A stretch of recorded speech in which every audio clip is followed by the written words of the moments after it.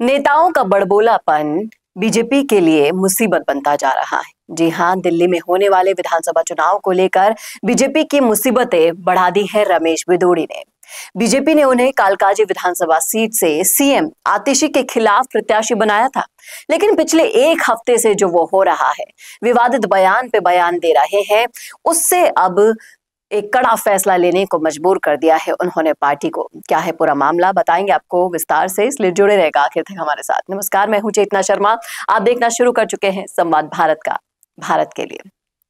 उन्होंने जो अभी बयान दिए प्रियंका गांधी को लेकर, उससे मामला बिगड़ गया है। कांग्रेस ने उनके खिलाफ मोर्चा खोल दिया और इसे महिलाओं के प्रति अपमानजनक बात कह दी। वहीं प्रियंका के बाद रमेश बिधूड़ी ने सीएम आतिशी को भी लेकर विवादित बयान दे दिया था।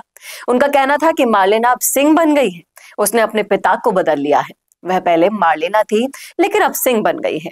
आतिशी ने 2018 में अपना सरनेम हटा दिया था। उनके पिता दिल्ली विश्वविद्यालय के पूर्व शिक्षक विजय सिंह है। बिधूड़ी की इस टिप्पणी के बाद हंगामा मच गया है पूरी दिल्ली की सियासत में।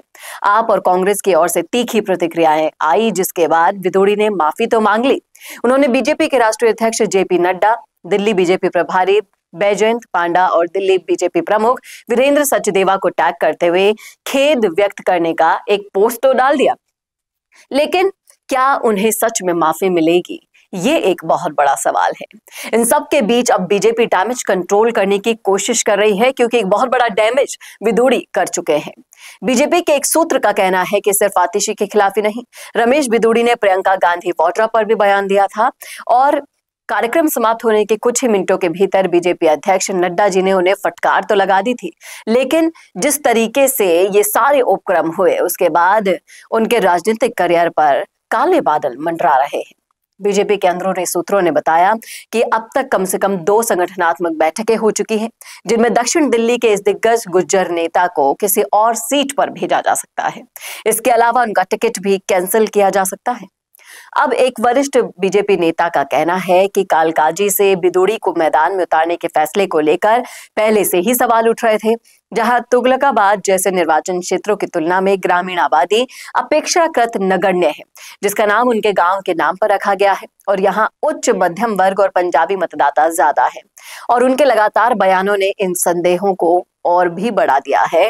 अब वाकई में दिलचस्प होगा ये देखना कि क्या बीजेपी आलाकमान का फैसला हो सकता है, क्या रमेश बिधूड़ी की सीट बदलेगी, क्या उनके राजनीतिक करियर पर अब काले बादल मंडराएंगे, ये तो आने वाला वक्त बताएगा। लेकिन आप बताइएगा, क्या करना चाहिए, क्या सही फैसला होना चाहिए, आपकी नजर में क्या है, सब कुछ लिख डालिए कमेंट बॉक्स में। कैसा लगा वीडियो ये बताना ना भूलेगा, और ऐसी और वीडियोस के लिए देखते रहिए संवाद भारत का, भारत के लिए। नमस्कार। बोरिंग वीडियोस को नेक्स्ट लेवल पे ले जाना चाहते हो, लेकिन कैसे? कंफ्यूज मत हो। MIMS presenting certificate course in video editing. यहाँ सीखो प्रो एडिटिंग के सब सीक्रेट्स, ट्रांजैक्शन से लेकर इफेक्ट्स तक, चाहे YouTube वीडियोस हो या Instagram रील्स। इस कोर्स के बाद तुम्हारे वीडियोस बनेंगे टोटल शो स्टॉपर। इंडस्ट्री के एक्सपर्ट से ट्रेनिंग लो, अपने एडिटिंग स्किल्स को सुपरचार्ज करो और अपना कंटेंट गेम बढ़ाओ। तो अभी एनरोल करो certificate course in video editing में और बनो वीडियो के एडिटिंग मास्टर।